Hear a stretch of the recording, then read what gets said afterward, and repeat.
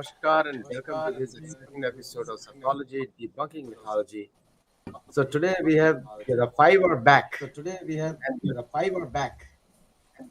Your talking. voice is echoing, Aditi ji. Yeah, looks like Even mine. I have no idea how is it happening. Have you logged twice through your iPhone and computer? No, not really. Maybe we should keep our microphones on mute and then it might help. I think Oh boy, that's really delayed lag. Okay, I don't know what's the reason. restart kar lo. So shall we all restart or main console has to? I don't know. You are the technology guy, man. You can always restart. Let's all restart. I think no, fix no. ho jayega. I think is it there on- Okay. It is देश कपूर जी आप last में जुड़े हैं. आप एक बार log out करके log in कीजिए क्योंकि उसके पहले वी वर फाइन. ठीक है.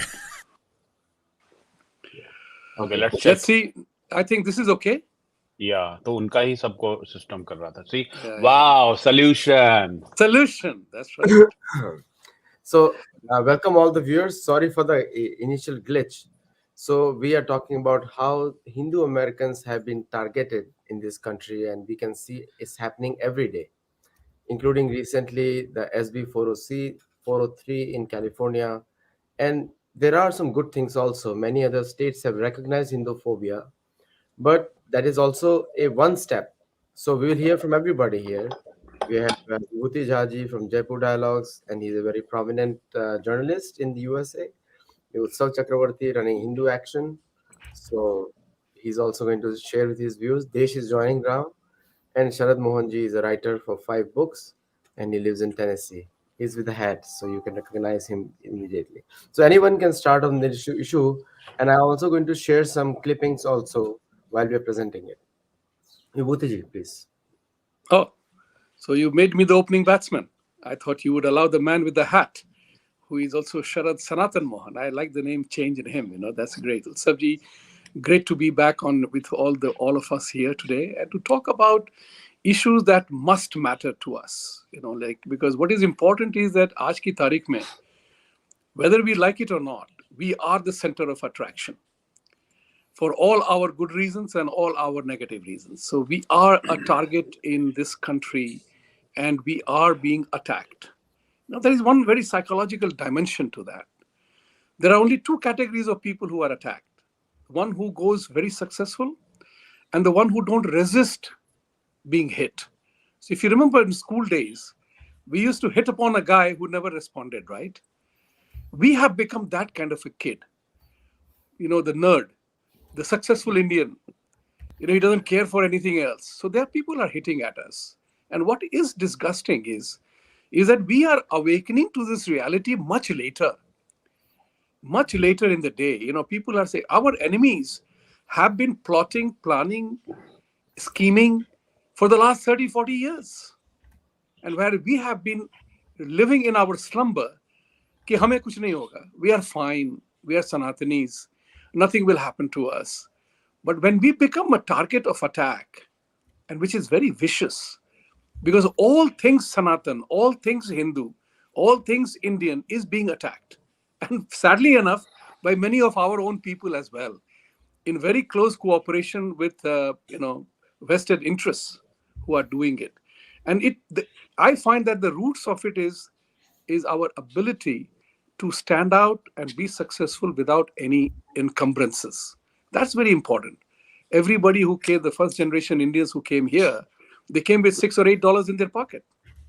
They found their way. They became successful. Everywhere Indian professionalism is recognized. Our civil, our family values are recognized. But we are living in a communist ideology kind of a thing, where the communists have taken over America, so it seems, There is one gentleman in Jaipur Dialogue mein aaye the, Mishra ji from London. And we were talking about this fact that the communists have been thrown out of the governance. But he made a very interesting observation. And that observation was that they are no longer interested in governing. What they are interested is in capturing the college campuses, the mind of the youth, for a permanent shift to this leftist ideology, permanent shift. And that's what we are seeing happening here. So that's what I've seen it happen. And thanks to my awareness and my alertness, I saw my son grow up, and then we navigated through. I didn't tell him that you must obey because I'm your father, but I brought it to rational and logic. कि तुम पढ़ते क्या हो, क्या पढ़ाया जाता है, and all these things. When I began to see that, I said, "Oh my God, they are being brainwashed." Is happening in college campuses. That's why you will find that the Indian children are absolutely emerging as Wokies.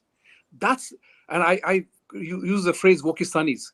They are becoming Wokistanis. Wokes are becoming Wokistanis. That's what is important for us. And I would say only one thing here before other wise people begin to comment on this is that it's up to us. If we are being attacked, we know, and what we know, we have to hit back. If we can't be saying "Jane bhi do yaro," wo bhi chala jayega. No, it doesn't happen. When your enemy is at the gate, the barbarian is at the gate to demolish you. You have to get back, and there is no compromise on that. Thank you. उत्सव जी. So, I completely echo Vibhuti ji's point. In fact, I have always been at the forefront of making this allegation that simply having a shitload of money and Teslas will not cut it for us anymore as a community in America or around in the Western world. Because whether we like it or not uh, doesn't matter. But we are the target of geopolitically inspired influence operations that impact not only India as a country and Indian Americans today, but our future generations. And the impact will be so profound that we will have about 5 to 15 years going forward to make or break the situation. If we do not act in this next 5 to 15-year period, we would either be relegated to a digested uh, civilizational diaspora, which has no entity or geopolitical significance of their own, or we will stand up and rise to the occasion and be a contributor to a global dharmic presence that bodes well for the entire world. And the choice is really ours over the next 5 to 15 years. Right. So, namaste to Sattology viewers. I will like to go a little bit back and give a historical or chronological perspective of what's been now called Hindu phobia.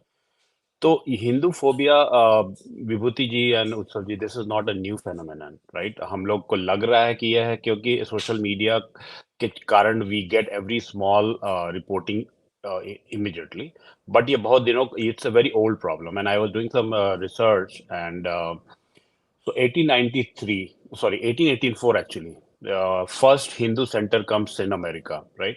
1884, और 9 साल के बाद 1893 में विवेकानंद जी को Chicago में बुलाया गया to address the parliament of world religion, right?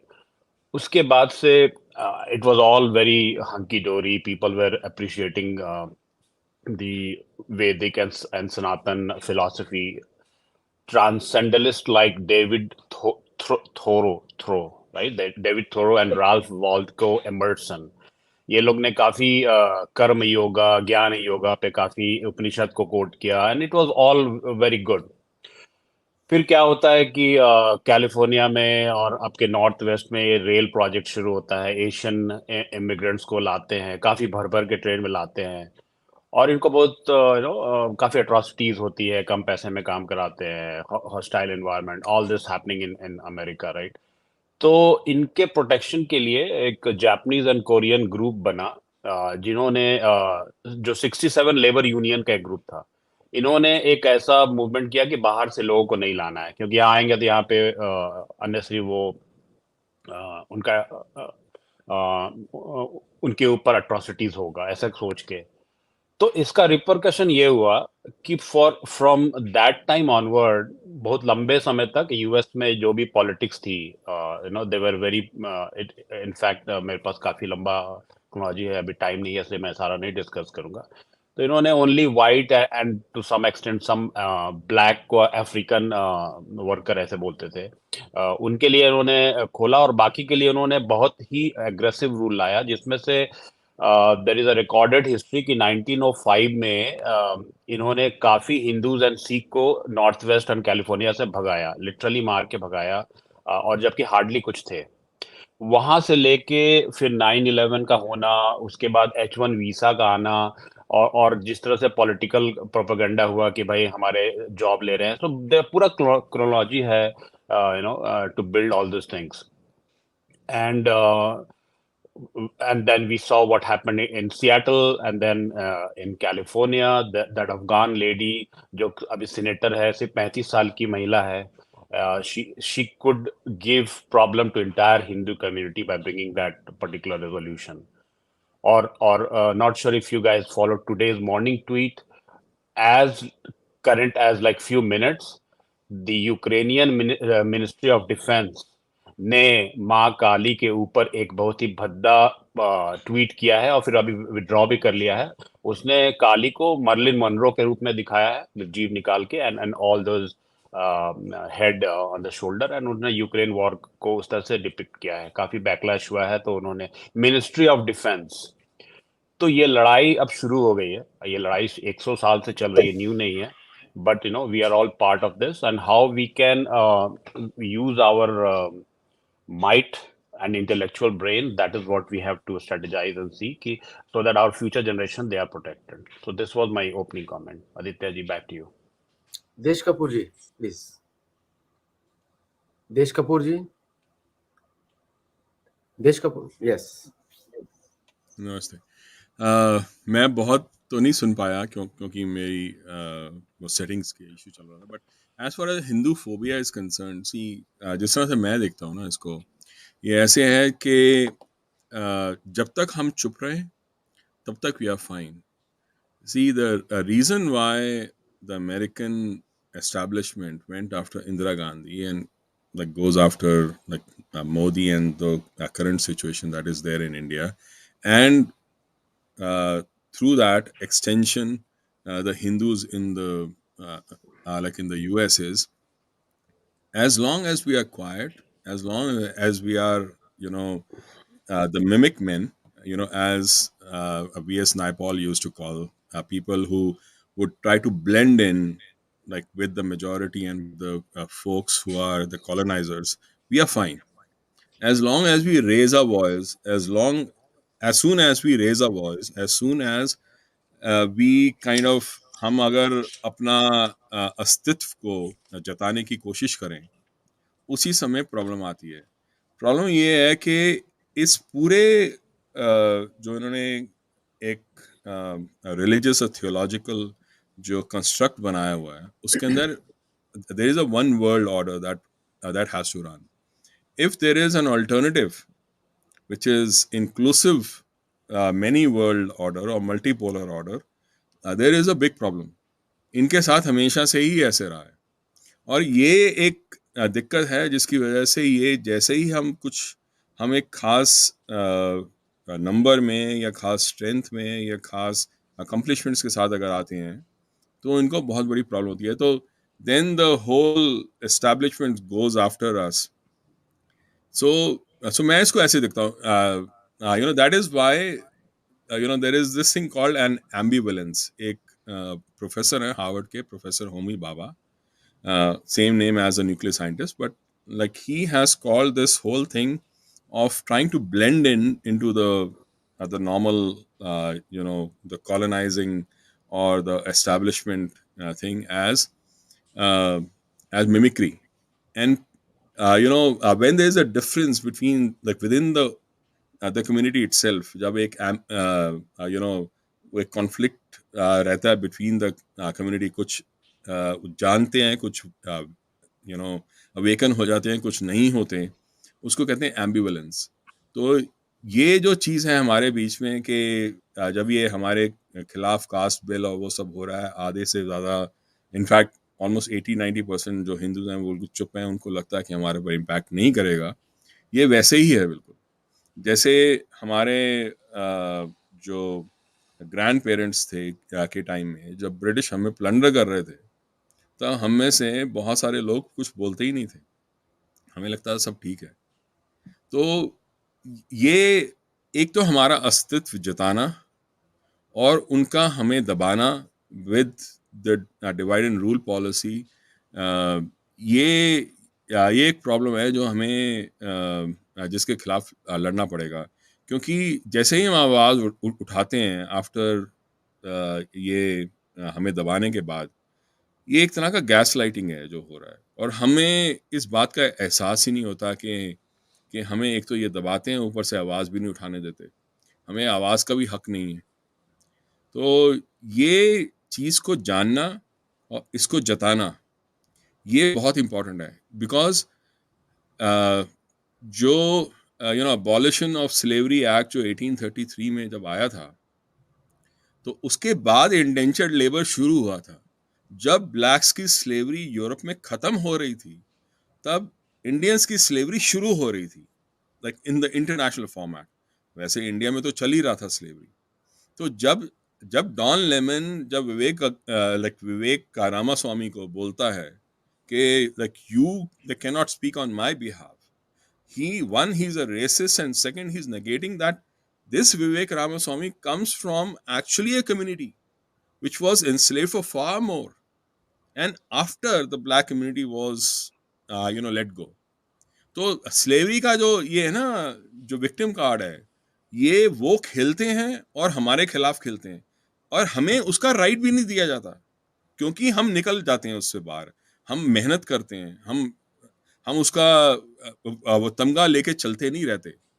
But like that has become a problem for us, because like we just keep moving on and like not even ask for our rights जो हमारे खिलाफ हुआ है।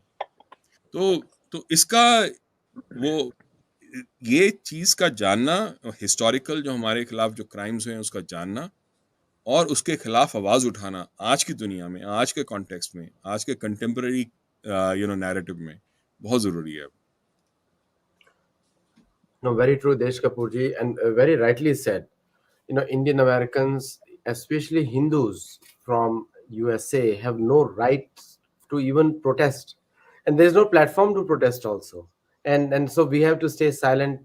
And second thing also, in last show also I had said it, and Sharji also seconded it, that most of the people who come here are professionals, engineers, doctors, and professionals, businessmen, and they're not from sociology, humanities background.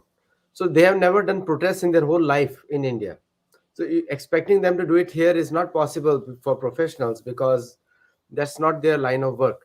Now let me show you one thing, and after that we'll show how many Hindus in America from a public count. Okay, people will be shocked to know what I'm going to show right now. So this is the interview of Aisha, who brought the SB 403 to Times Magazine. So when she was asked, "How did you first learn about caste discrimination?" I really liked one line she said. She said, "I first learned about caste like many other Americans did through public school education and world history." And this is a Ziegler book. I have read it in my 11th grade book of my son, and it shows Hindus or Krishna as a person who created caste, and is very derogatory towards Bhagavad Gita, derogatory towards the entire Hindu culture, and actually derogatory towards many popular saints from America, including Yogananda. So I heard, now she says, I heard stories from friends. I don't know what friends she has in Afghanistan, where they have wiped out the entire Hindu population. One mentioned, including Sikh also.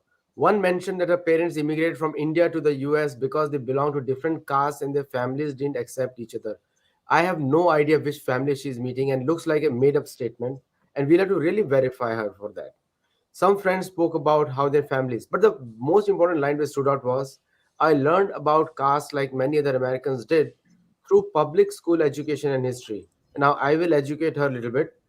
The caste discrimination courses are running for Europeans, for Americans, for non Hindus in most of the universities.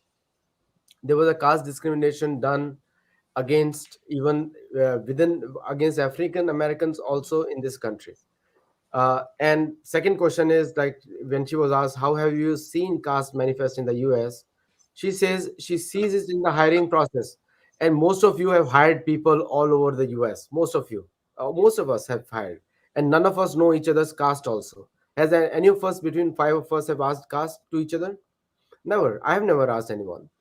And then she said, as well as in education, healthcare, and housing worlds. And this is the Times interview, times.com. People can check it out. And in discrimination happening in a lot of different industries. Well, the total Hindu population in the US, not Indian Americans, Hindu population in the US, I'm going to give you the number, and it will shock most of you. So please go ahead now, panel. Anyway, let's start. So I just wanted to say something regarding Aisha Wahhab's statements, not just these statements. See, in this entire issue, I have been constantly mentioning the fact that this is a foreign influence operation, because you can see that Aisha Wahhab is being used here as a tool.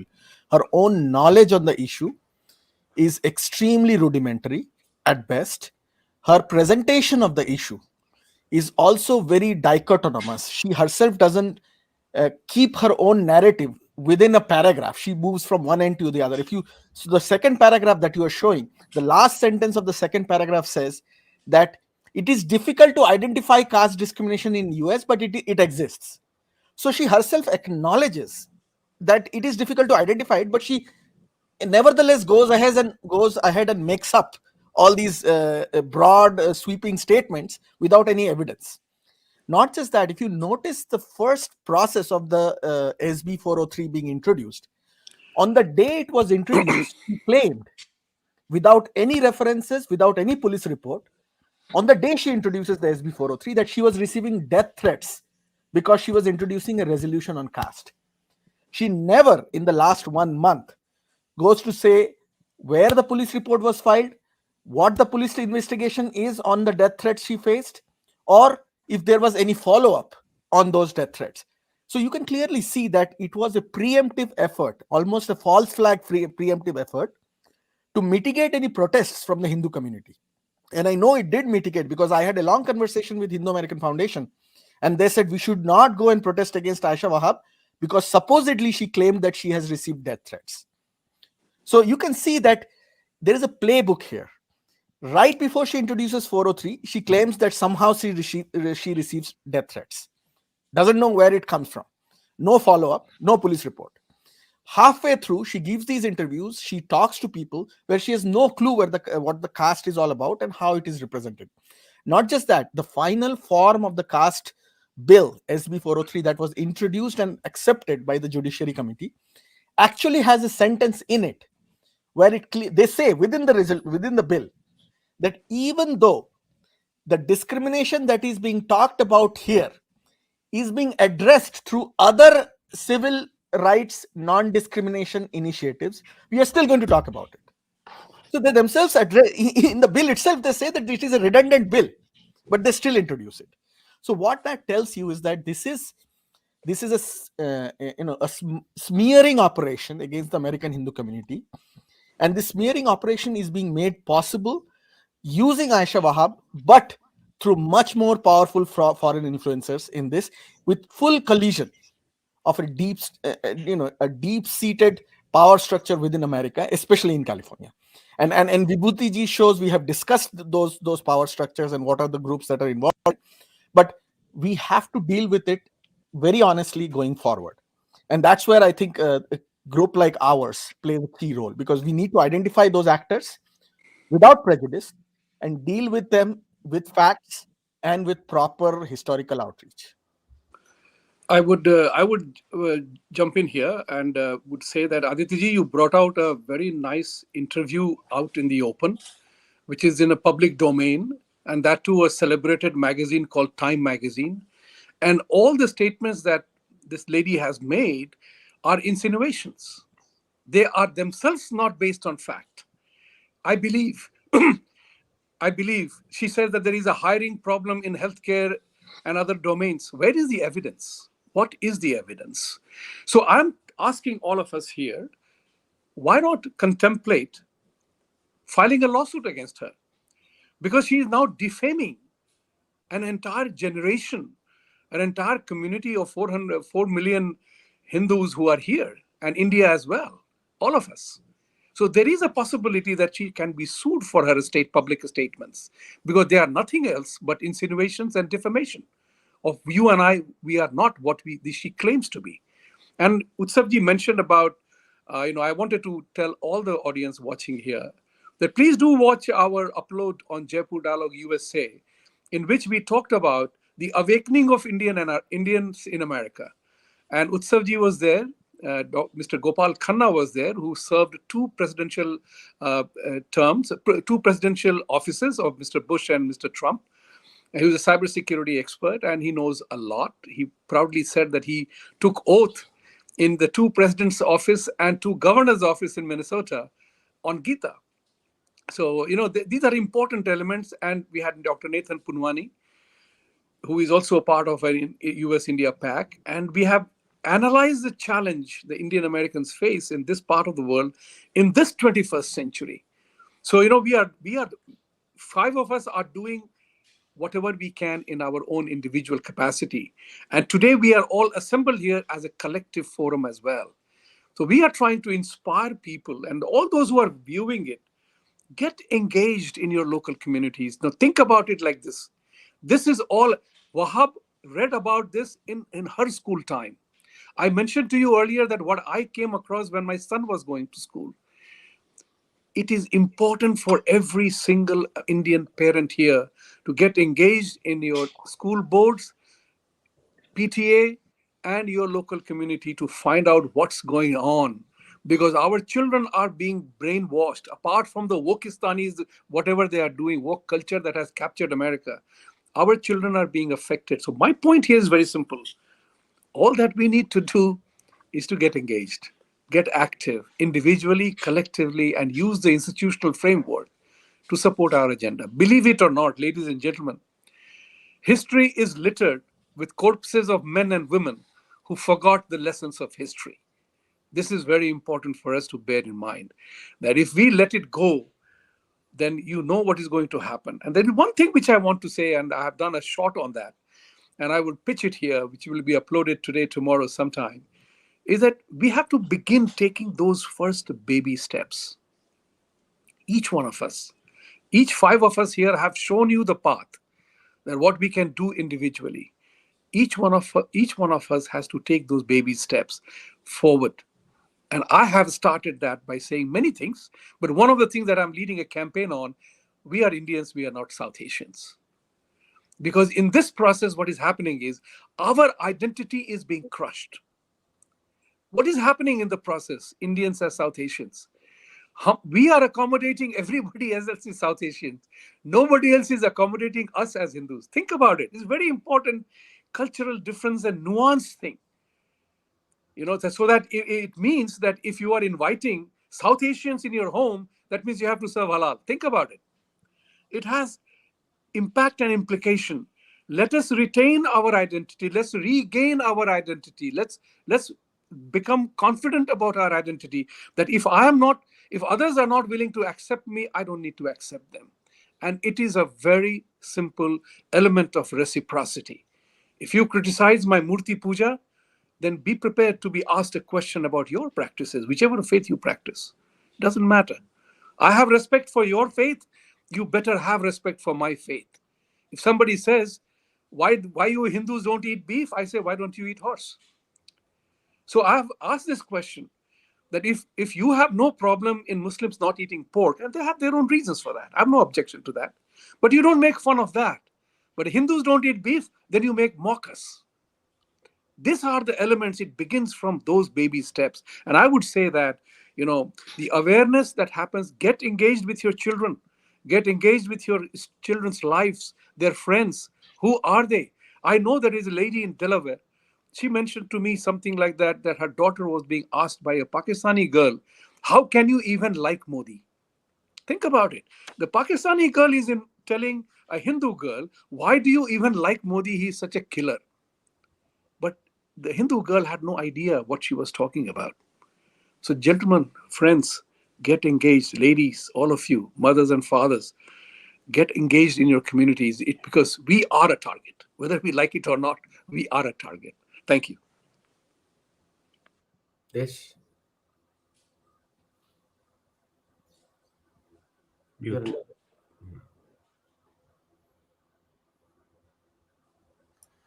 I love what you said, Vibhuti ji and Utsav ji. I think very well said. There's one thing that in this context of this case that like I've been thinking. One of the reasons, and like I think it kind of picks up from what Vibhuti ji was saying in the end about how our own kids are confused about various things, like that Pakistani girl talked about Modi ji. The one of the reasons why we are not collectively able to push back on this whole thing about caste and present it the way that we need to do is because we do not have a consistent narrative on caste itself. Why it does not define us as Hindus, one, and second, like it doesn't even define our dharmic shastra like at all. Like it doesn't get reflected there as well. So there is, I mean, we have talked about Varn and Jati, but we also need to talk about how the British actually used, the different power structures that they created. In fact, there was a book I was reading, it was very interesting. The person who had written the book was saying, like very old, like during the British time, I think somewhere in 1800s, and he was saying how they have placed people in the position of power, and they say that uh, a family can be Brahmanized within a couple of generations if all the right things are done to make them Brahmins.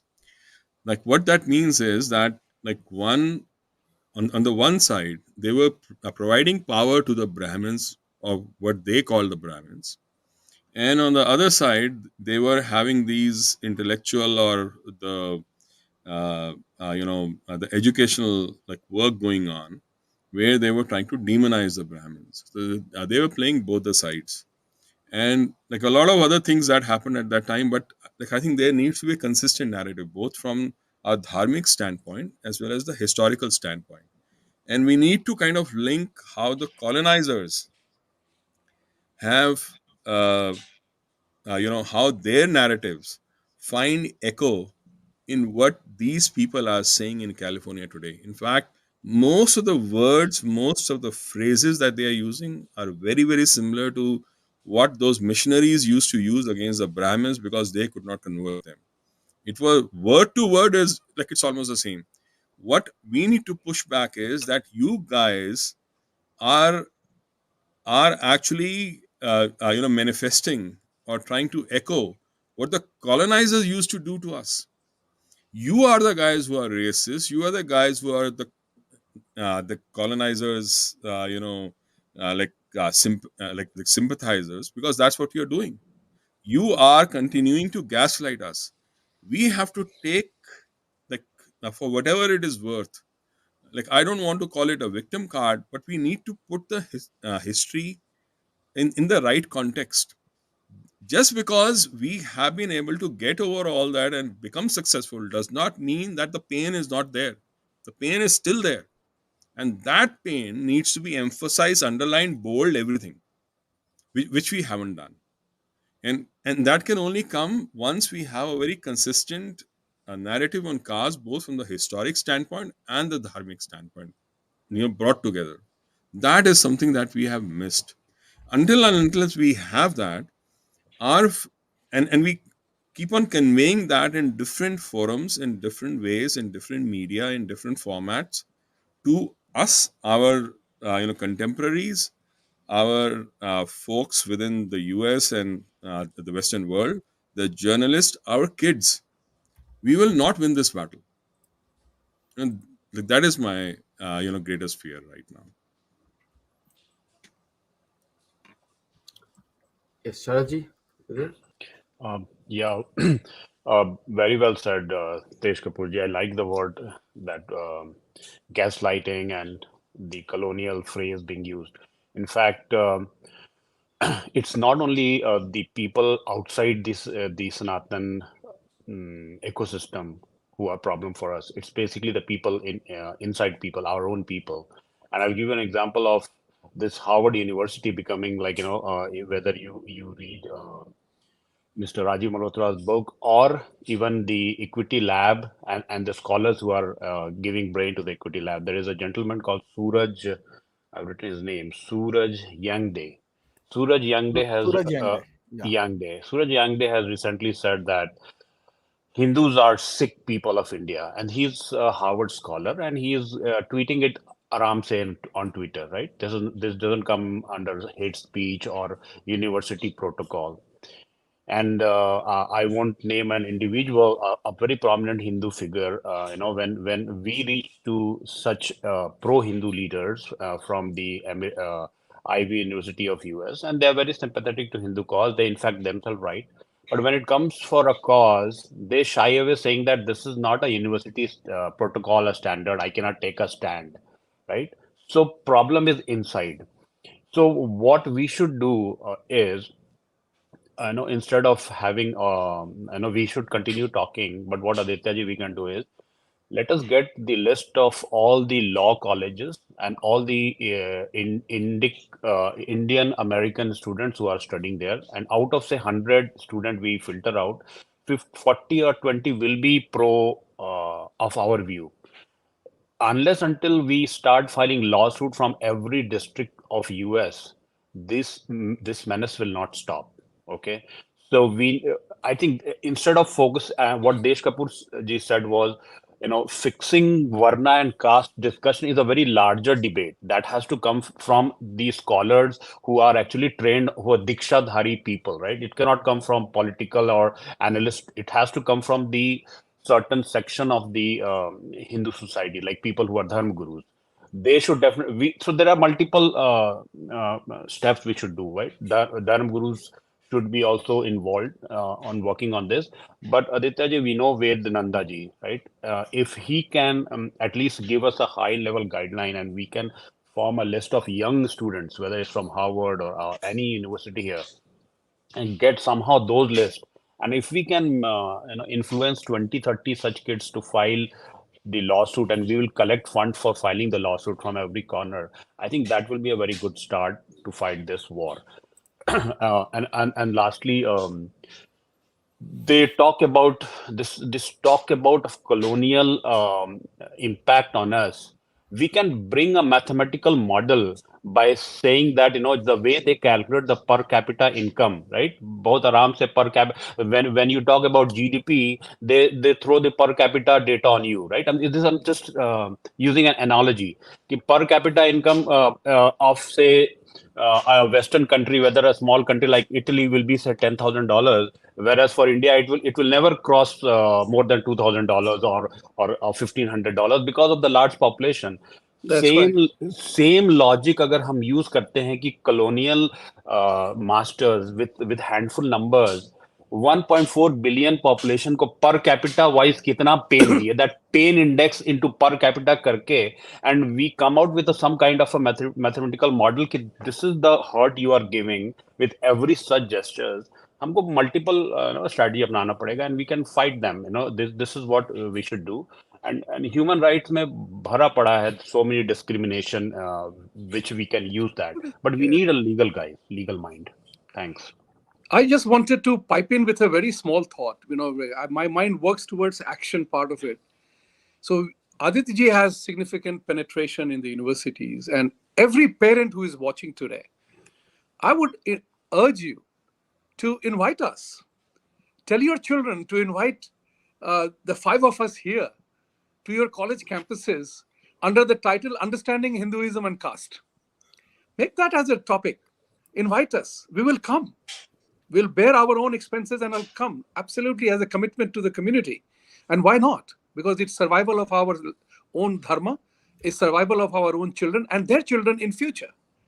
So looking at that perspective, I would say nothing more than this today, that you can show an action by asking your children to go to their campuses and ask, hey guys, We are hearing so much about innuendos and insinuations and allegations of caste. Let's invite some Indian parents to talk about what it means. I would urge everybody to do so. And I'm ready to go and address the students. And I'm 100% sure that all five of us will agree to doing that. Thank you. Welcome. I'll be there with you, Vibhuti. I just want to say something, Aditya. In addition to what Vibhuti pointed out and Sharadji and Deshji pointed out, one thing that I realized during this California, because I did meet some of the senators who had different positions on this issue. So I just wanted to share this with everybody who is listening, as well as with our team here, that during the presentation to some of the senators, it was made, all the points we discussed here, the historical aspect, the colonial aspect, as well as some of the victimhood aspect that needs to be highlighted. I'm not saying it's been fully taken care of.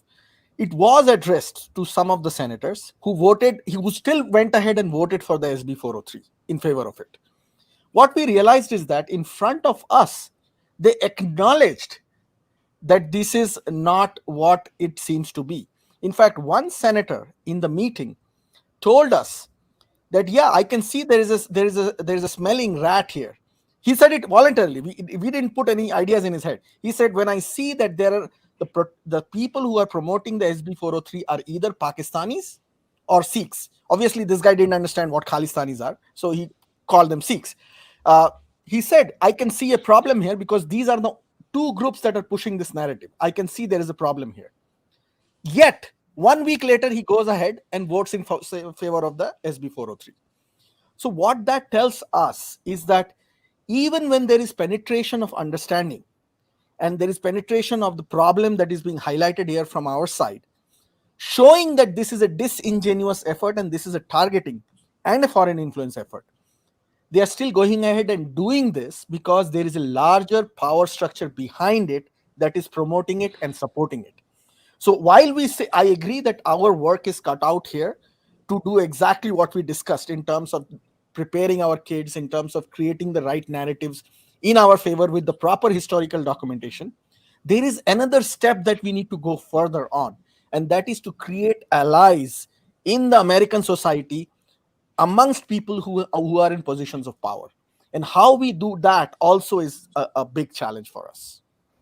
And I think I would like to poke on this, and like so wonderfully you have brought out the real issue, Utsavji, because see, the thing is, the way I always look at the democracy, or like whatever, like however you may call it, in like in America, is that all these people, the folks in the Congress, are really the puppets in the hands of a larger system that is out there. And there are like two aspects to this. One is obviously money and lobbying, which the Pakistanis, backed by Qatar and all these interests are doing, along with the Soros and everybody else, because we Hindus become a threat to them in terms of how we can influence and change things in India as well as like within the US for a larger agenda that they have. So one is that money aspect. The other is the media aspect, the larger consciousness. When the education system itself that Aditya ji was talking about earlier on, about that line from like Wahhab's thing, the interview, that is like another thing, because if the larger consciousness of the students here, of the media here, the journalists here, like everybody here, is thinking in one direction, even if it is wrong, then these guys, the senators and the representatives, would not have the wherewithal to fight that kind of a larger consciousness narrative that has been created by other people. And also the money aspect. Even if they fight the money aspect, they still cannot fight this unless until we reverse the whole narrative, which is like something that we require to do. So this fight is two pronged always, like in a democracy. One is the money aspect of it, the lobbying aspect of it, and the other is the narrative aspect of it. The narrative aspect is something that we can still do about at our level, at everyone's level. Our parents, kids, everyone. The other one, the lobbying part, is something that we need larger allies, one, and second, more deep pockets to actually fight this battle, which unfortunately has been missing. But even if we start here with some part of it, like Utsavji has been doing, I think we can, like, that may be the route to go. No, thank you, Desh Kapoorji, and everyone who has put some very important points, and I think very actionable points everyone has put. I'll add here one thing. So, first of all, Sattology has a debunking mythology course, which is very successful in many campuses now. The second is the number of Hindus in America. So when senators, uninformed senators and politicians make a decision about Hindus or South Asia without Hindus, what's their plan is, it's not going to happen. It's like you have to wipe out 1 billion Hindus to achieve your target, which is not possible, materially not possible. Now, in the USA, if I read properly, here this one, so Hinduism in USA is practiced by people from Nepal, people from Sri Lanka, Bangladesh, Caribbean, Trinidad, Tobago, Guyana, Suriname, Jamaica, Singapore, Malaysia, Myanmar, Indonesia, which means Bali and Java, Canada, Oceania, which means Fiji, Australia, New Zealand, Africa, which is from Mauritius, South Africa, Kenya, Tanzania, Uganda, Nigeria, Reunion, Caribbean. Seychelles, and in Europe, Hindus are coming from United Kingdom, Netherlands, Germany, Italy, Switzerland, France. And you'll be shocked to know Hindus are also coming from Gulf countries. And all the Hindus which are kicked out of Afghanistan, the home country of Aisha, and all the Hindus which are kicked out of Pakistan, which is the Islamic Republic. So we have, and also I forgot about Vietnam. And plus, I have not even counted American Hindus and more than 100 million yoga community of North America. So how many people are they going to discriminate against? That's my question. So what is your, now if I look at this definition, then we are looking at a much larger Hindu community, and caste is attacking 41 countries. Will USA would like to spoil their relations, or California would like to ostracize their majority minority Democrat voters who are Hindus by targeting Hindus from all these different countries, 41 countries? That's my question. Let's discuss. Right.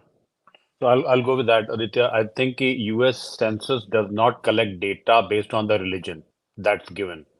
So I'm not sure how But this why as Yeah, but why they make decisions based on religions, Ned? yes, exactly. So that's where I'm coming. So this contradicts the SB 403 when they will say that the Dalits are going through atrocities from the so-called higher caste Hindus. That means you are accepting the caste certificate given by Indians, or you will decide based on the surname. Surname could not decide a caste.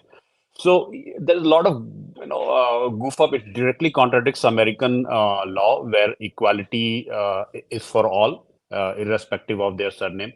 So that's what I'm saying. What I feel is there has to be a lot of I haven't heard even a single legal prominent, maybe Utsav ji, you may have a data, a single prominent American Indian from a legal fraternity, even filing or questioning such thing. I have not seen it. Even Kona website I was searching, I have not seen any name there. So I'm not sure what's happening on that front. Are we okay or content with that? Because ये day one को ही ये गिर जाएगा इस तरह का bill अगर अगर लीगली चैलेंज हो तो I mean, Yeah. are you accepting India's caste certificate given by different states? Caste hai kya, right? How can you say कि low caste and all those castes, right? Are you accepting our Indian Constitution given 1947 के बाद OBC, SC, ST, that kind of category? कैसे आप decide करेंगे? So that's a big hole in the whole this thing. So So, yeah. so I will address something on SB 403. So the SB 403, that is why is not a. It acknowledges that it is a caste itself is a fluid term, and it also acknowledges that the discriminations being covered under SB 403 as that is caste is already taken care of by other Yes. civil rights non-discrimination laws. So basically, it's a ivory tooth that is being used to stab the Hindus here. It Yeah. doesn't serve any other purpose other than to actually stab us. So legally it will not stand. And as you can see in the Cisco case, the case fell apart despite 3 years of taxpayer funded efforts by the California state to target these two Hindu Americans, Indian Americans, I should say, because at least one of them said that I'm not a practicing Hindu. Uh, it didn't work. So there is no way they can make it legally a viable law. And that is why I think they are doing it as an exercise in defamation. So it's an orgy of the willing coming together to do an exercise in defamation. And that is the whole goal of this effort. And it's been made clear. I mean, even Shama Sawant in Seattle, she herself admits, if you see her speeches after and while the caste resolution in Seattle was being passed, it was a diatribe against Narendra Modi, ironically, who is not from a higher caste himself. Yeah. So this is an exercise in defamation being run by an orgy of the willing, with clear hallmarks of a foreign influence operation. Which brings me to the next important point here, and I leave it here with that, is that our work, as you said, Sharaji, is cut out here. We need to aggressively go after those who are peddling this legally as well as ideologically. And that is where I think our responsibility as a community comes. I mean, I would be really happy to have somebody, and I think somebody in California actually brought this issue up. uh, why did Aisha Wahhab not file a police case when she received the death threat that she claimed? Somebody needs to go in and challenge her and sue her for defaming the entire Hindu community by claiming that somebody from the community put a death threat on her right when she introduced the SB 403. Similarly, we need to go after the Khalistanis. The Khalistanis, who are the backbone of the mass movement that is pushing Yeah. this in California and in other parts of America. We need to make sure that if there is any Khalistani Gurdwara that is promoting this narrative, they need to be challenged. They need to be taken to court. They need to pay damages. So that is the next step, I believe, that our community needs to do. We need to create a war chest. I'm using the war chest very loosely as a phrase here for this kind of counterattacks. I would like to say one word here, and as a last closing statement, that from my side would be, I saw just now Paulomi mentioned that we do not have Shatrubodh and Swayambodh. Thank you, Paulomi, for bringing that. What is important here is, this is something which I have said many times in my shows on Jaipur Dialogue and Jaipur Dialogue USA, that we as Hindus need to have the understanding of the nature of the beast, which is called Shatrubodh, and dealing with them in the manner that it is there. That's very important. We totally slip into a hallowed imagination, Vasudhaiva Kutumbakam, and apply it wrongfully. Ahimsa Parmo Dharma, we forgot that our essential text talks about a dharmic war, that you have to get into a dharmic war. That's what is important for us. And you are totally right, Paulamiji. Thank you very much for bringing my thought, which I have always been advocating. And by the way, for those people who are Western oriented, Tom Friedman, in his book Lexus and the Olive Tree, which is actually a good book, the rest of them are travelogues of his book, but this one is remarkably important. In that book, he says, knowing who you are dealing with is the most important thing. He says, nature of the beast. If suppose you are standing behind a bush and the bush rattles, you are suddenly struck with fear. You are suddenly struck with fear, not knowing how to deal with it because it's right behind the bush, you don't know. The moment you take the courage and go and see behind the bush, you see a dozen rabbits playing. The fear goes away. But supposing there is a bear standing next behind. Now you have to take action. Who you are dealing with is a bear. If it is a crocodile, you can outrun a crocodile. But if it is a bear, you can't climb the tree, because bears are very good in climbing tree. So you have to understand the nature of the beast before you get into taking what appropriate action that needs to be done. So we are talking about taking appropriate actions to confront the challenge that we are facing today. It's not imagination. We five of us, I can proudly speak for all four of them, we are not sipping whiskey or drink beer and imagining a problem which doesn't exist, like the California senator who imagines there is a caste problem. But there is no evidence of it. And second point, which I wanted to say to all of us here, it is a matter of shame on us that we have allowed a bogus report and bogus data of equality labs to become a part of a national lawmaking in California. Whereas we have not taken advantage of Carnegie Foundation research on the same very data on this basis, which categorically says there is no caste based discrimination. That young fellow from Harvard, he dresses himself like like an afro hair and all that. He doesn't come to Rajiv Malhotra for a discussion on this, but flies in business class and shows off that his capacity to fly in business class. Talk about that.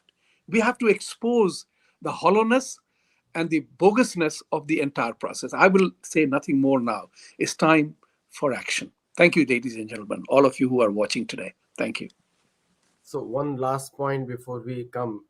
Do you want to add anything, Desh and Sharadji, before we come on the last point here today? No, no, I think I'm So, good.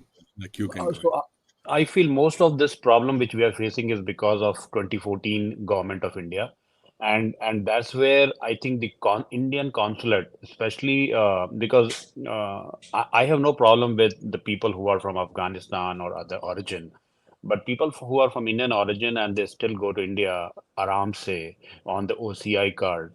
I think one or two symbolic gestures will not help. Government has to be really, really serious because first of all, we should decide who are we fighting for. Are we only fighting for our community or also our civilizational country along with our stay in America? So if our civilizational country of birth, India, is also part of the game, then the ambassador and the consulate should be listening to us, or at least the summary of all our discussions should go to them, and they have to acknowledge it because OCI is one area when all these young day type of people, because they cannot cut their cord from India. Because that's where their strength is, their recognition is. They will still go there and do all this. So it's high time when these elements should be kicked out, and we'll fight the battle here. We are competent enough to fight. So. One last point before we wrap up this show is the American universities. American universities have played a big role, like I said in the beginning also, and designing courses on Hindu mythology. But I have not seen on Islamic mythology, or I have not seen on Christian mythology. I have not seen on Buddhist mythology. So why special discrimination for Hindu culture? Why? My question to all the universities who are running UCSD, Berkeley, Harvard, Yale, and and and the Indian funding to these universities is very high. Why Indians are or Hindus are funding it? And Hindus are from 41 countries in this country. If I could look at if I make it a Hindu America, then Hindu America, Hindu and Yogi America makes up half the country. So irrespective of people's faith or religion, so it's a large community. And why American citizens also need to voice this discrimination against Hindus in America. Hindus have contributed a lot, but now they need support from you, all of you. And now we are not just going to fight it ourselves, because the very idea of America is being questioned today. What happened to Native Americans? And that there was a recently a YouTube video where they were showing the wealth of Indians. That's like targeting Hindus in America. So we need to stop those kind of videos. And the guy who is a very famous, he's a Christo Islamic kind of host. He was trying to show that how Hindus are very prosperous. So the goal was to in 10 years bring down their prosperity by attacking their access to jobs, high level paying jobs. And believe me, this is a discrimination not supported by the Constitution of United States. And the Constitution of United States gives everyone a free right to practice their own faith, practice their own religion, propagate their own religion freely. And so this is a constitutional matter. And the very idea of America is being questioned like what happened with Native Americans. I mean, most of the European settlers took away their land and destroyed their faith. Yesterday, I went to Juan Capistrano and I saw what happened actually with my own eyes. So, this is last point. Please share your views, gentlemen. Yes. I want to add something to your point of Aditiji about universities. I'll give you a small anecdote about where we stand on that. A couple of years ago, I would say about 6 years ago, a philanthropist, a Hindu philanthropist in California, wanted to set up a chair of Hindu studies in one of the Cal State systems. They took the money to set it up, and then after a couple of months, returned the money, refusing to set up a chair on Hindu studies because of protests by the so-called South Asian university faculty gang. So what you see here is that the reason we are not prominently able to deal with the Hindu phobia emerging from universities is not only because we have lacked and stayed behind in actually creating a knowledge structure about Hindu Dharma in American universities. That is one failure we have to admit. But now the situation is so grave that even when somebody is wanting to create an honest knowledge structure that provides a proper environment for Hindu education in American campuses, they are being pushed out and rejected. That is the level of Hindu phobia now that we have reached in American campuses. So the situation is this dire. And we are, and I say this quite openly, so I will say it here again. And I have said this to all major Hindu organizations of who I have been a part of over the last 25 years, that we have invested a lot of money in building temples in America. We have failed really badly in investing some money in building institutions, educational institutions in America. And that is the reason you see the Suraj Yengdes do what they do in Harvard. The government of India continues to fund Harvard. Indian billionaires continue to fund Harvard. Billionaires in Boston who are extremely Hindu minded continue to fund Harvard, despite the Suraj Yengdes of the world. That is where our failure is. Desh, I think I have said enough, but I wanted to piggyback on Utsavji's comment about Harvard. Mahindras have a Wharton Center in their own big factory where Wharton does the education. Harvard has in many places. They have shifted their campus of corporate training and everything else out there. Government of India sends its bureaucrats to Harvard for management training. Now that after the disclosure with Rajiv Malhotra made, I think people must look at, if you consider that whatever Rajiv Malhotra has said is 100% lie, at least look at the facts, because he is not lying. Maybe data is 89, 90% or 85 or 50, 90%, whatever. But you need to have a revisit. Particularly, I will give you an instance that we are, we have to kind of become proactive in the entire process. We know now, as my favorite sentence is, we know the nature of the beast. We have to know. And knowing what we know now, what we do has to be our question to be asked. Thank you. So my take on this is that so there is a power structure out there in terms of educational institutions. Harvard is there, all these institutions are there, and they so मैं इस तरह देखता हूँ, वो तो है ही बिकाऊ. They are up for purchase.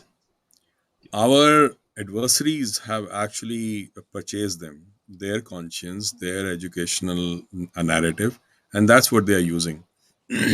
Now, all these billionaires who have put in the money in Harvard, and including Mahindra and all these folks, they have like one part of the equation at least like they are working on. The other part of the equation is to work on taking over that a control that other folks have in terms of the larger like folk industrial complex that is out there. And this has been managed by a combination of different things. One is the deep religious backup.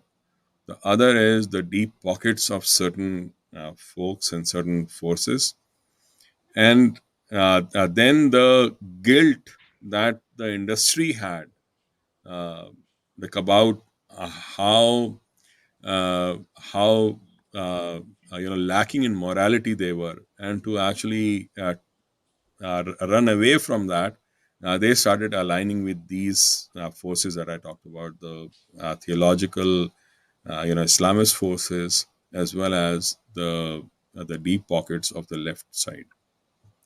So I think what we need to do is, unless and until we fight this entire side, uh, even if we try to create our own educational institutions, or create those institutions, it'll be very, very tough to fight, you know, well entrenched like institutions like Harvard.